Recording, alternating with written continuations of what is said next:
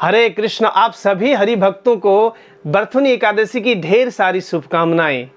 आज की इस वीडियो में हम जानेंगे कि बरथुनी एकादशी से जुड़ी हुई कौन कौन सी ऐसी घटनाएं हैं, कौन कौन सी ऐसी कथाएं हैं, और साथ साथ यह भी जानेंगे कि बरथुनी एकादशी का पालन कैसे करें और बरथुनी एकादशी इस बार 2024 में कब है, 3 मई को है या 4 मई को है, और बरथुनी एकादशी के पारायण का समय क्या है और इसके व्रत की विधि का पालन कैसे कर सकते हैं। भगवान श्री कृष्ण के पास युधिष्ठिर महाराज स्वयं इस बरथुनी एकादशी की कथा को सुनने के लिए जाते हैं। इस प्रसंग के बारे में चर्चा करते हैं तो भगवान श्री कृष्ण युधिष्ठिर महाराज को बोलते हैं कि इस बरथुनी एकादशी का पालन करने से राजा मंधाता को मुक्ति का मार्ग मिल गया। और एक राजा था धुंधुमार नाम का, उसे शिवजी के द्वारा जो श्राप मिला था, उस श्राप से इस व्रत के पालन से राजा धुंधुमार को मुक्ति का मार्ग मिल गया। भगवान श्री कृष्ण युधिष्ठिर महाराज को बताते हैं कि इस एकादशी व्रत का पालन करने से 10,000 सालों तक की जाने वाली तपस्या का फल स्वतः ही मिल जाता है। सूर्य ग्रहण के समय कुरुक्षेत्र जैसे तीर्थ स्थल में 40 किलो सोना दान देने का फल भी इस एकादशी का व्रत करने मात्र से मिल जाता है।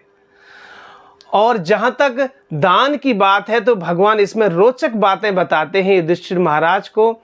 भगवान श्री कृष्ण युधिष्ठिर महाराज को बताते हैं कि अश्वदान से बड़ा अर्थात घोड़े के दान से बड़ा हाथी का दान है, गज दान है, और गज दान से भी बड़ा भूमि का दान है, और भूमि दान से बड़ा तिल का दान है, और तिल दान से बड़ा स्वर्ण का सोने का दान है, और सोने के दान से बड़ा अन्न का दान बताया गया है। क्योंकि अन्न का दान करने से हमारे पूर्वज, सारे देवी देवता तथा सारे प्राणी प्रसन्न हो जाते हैं। परंतु भगवान यह भी बताते हैं कि विद्वानों की मान्यता के अनुसार इस अन्न दान से भी बड़ा विद्या दान माना गया है। क्योंकि जब हमें विद्या का ज्ञान होता है तो हम जड़ तथा शाश्वत वस्तुओं की तुलना कर पाते हैं और उससे हमें आत्मज्ञान का बोध होता है। आज भी हम देखते हैं कि समाज में इस विद्यादान का प्रचलन इतना ज़्यादा है कि आज भी बहुत सारे ब्राह्मण, वैष्णव, भक्त इस विद्यादान को श्रीमद् भगवद गीता तथा श्रीमद् भागवतम रामायण के रूप में अन्य लोगों को समाज में वितरित करते रहते हैं। और भगवान श्री कृष्ण इस प्रसंग पर यह भी बताते हैं कि जो व्यक्ति कन्यादान करते समय अपने पुत्री को नए वस्त्र धारण कराता है और उपहार में बहुत सारी ढेर सारी चीज़ें देता है तो उसे जो फल मिलता है उस फल की तुलना के लिए यमराज के जो पुत्र हैं चित्रगुप्त, उनको भी पता नहीं है कि यह कितना बड़ा फल उसका मिलता है। और इसी के विपरीत भगवान श्री कृष्ण युधिष्ठिर महाराज को यह भी बताते हैं कि कुछ लोग ऐसे होते हैं अपनी पुत्री के द्वारा दिए गए धन पर, पुत्री के द्वारा दिए गए दान पर ही आश्रित रहते हैं, उस पर ही पलते हैं। तो ऐसे व्यक्ति लंबे समय तक, जब तक इस संसार में जलमग्न होता है, उतने समय तक नारकी जीवन उनको यापन करना पड़ता है। और कुछ लोग ऐसे भी होते हैं जब उनकी पुत्री की शादी होती है तो वर पक्ष से, पुत्र के पक्ष से वह धन मांगने की याचना रखते हैं, धन मांगते हैं। तो ऐसे लोगों को अगले जीवन में बिल्ली का जीवन मिलता है। यह ठीक उसी प्रकार से है जिस प्रकार से कोई व्यक्ति मांसाहार करने के आदी होता है इस जन्म में, तो अगले जन्म में उसे किसी जंगली जानवर जो मांस खाने के आदी होता है, मांस खाता है, ऐसा जीवन मिल जाता है।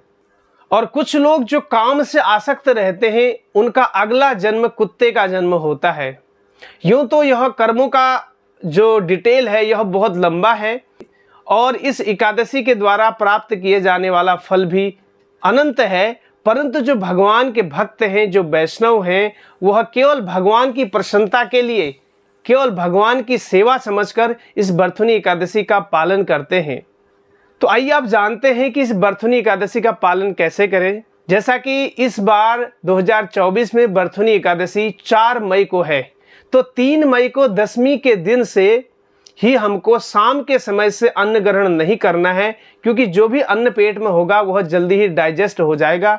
और 4 तारीख को बरथुनी एकादशी है, 4 मई को, तो उस दिन सुबह जल्दी उठें, स्नान इत्यादि करें, मंगला करें और तुलसी पूजा करें और तुलसी पूजा के उपरांत अपने हाथ में जल लेकर संकल्प करें कि हे भगवान, मैं संपूर्ण तरीके से इस एकादशी व्रत का पालन करना चाहता हूँ और एकादशी व्रत का पालन करना चाहती हूँ, कृपया मुझे शक्ति प्रदान करें। और यह संकल्प लेते हुए पूरे दिन भर अन्न ग्रहण नहीं करना है, क्योंकि एकादशी में अन्न का त्याग किया जाता है। उस दिन अन्न में सारे पाप आके बैठ जाते हैं, इसलिए पूरे दिन भर अन्न का त्याग करना है। और इस दिन हम जल ले सकते हैं, फल ले सकते हैं, कुछ सब्जियां हैं, कुट्टू का आटा तथा सिंघाड़े के आटा का प्रयोग किया जा सकता है। परंतु जितना हो सके ज़्यादा से ज़्यादा इस दिन अपनी चेतना को कृष्णमय बनाने के लिए भगवान के नाम का जप करें और इस एकादशी के व्रत की कथा को सुने और शास्त्रों का अध्ययन कर सकते हैं। और अपनी चेतना को भगवान में लगाने के लिए ऐसी बातें नहीं करें, व्यर्थ की बातें जो हमें एकादशी के व्रत से हमारी चेतना को भंग करते हैं। और कुछ ऐसी चीज़ें हैं जैसे नाखून काटना, बाल इत्यादि काटना, यह अन्य दिनों में की जा सकते हैं, इस दिन नहीं करना है। और द्वादशी के दिन अन्न को भगवान को अर्पित करें और भगवान को अर्पित किए गए अन्न को प्रसाद रूप में ग्रहण करके इस एकादशी के पारायण को संपन्न करें। इस बार जो एकादशी के पारायण का समय है उत्तर भारत में, यह है सुबह 5:36 से 10:04 तक। एकादशी है बरथुनी एकादशी 4 तारीख को और 5 तारीख को सुबह 5:36 से 10:04 के बीच में अन्न के द्वारा इस द्वादशी के दिन एकादशी के पारायण को संपन्न करना है। और इस प्रकार से यह एकादशी का व्रत का पारायण भी संपन्न हो जाएगा। और इस दिन एकादशी के दिन ज़्यादा से ज़्यादा भगवान के नाम का जप कर सकते हैं। हरे कृष्णा कृष्णा कृष्णा हरे हरे, हरे राम राम राम हरे। और जितना हो सके ज़्यादा से ज़्यादा इस व्रत के दिन हरे कृष्ण महामंत्र का जप करें और अपनी चेतना को कृष्णमय बनाने के लिए इस एकादशी के व्रत का पालन करें। बरथुनी एकादशी की जय, हरि भक्तों की जय। हरे कृष्णा।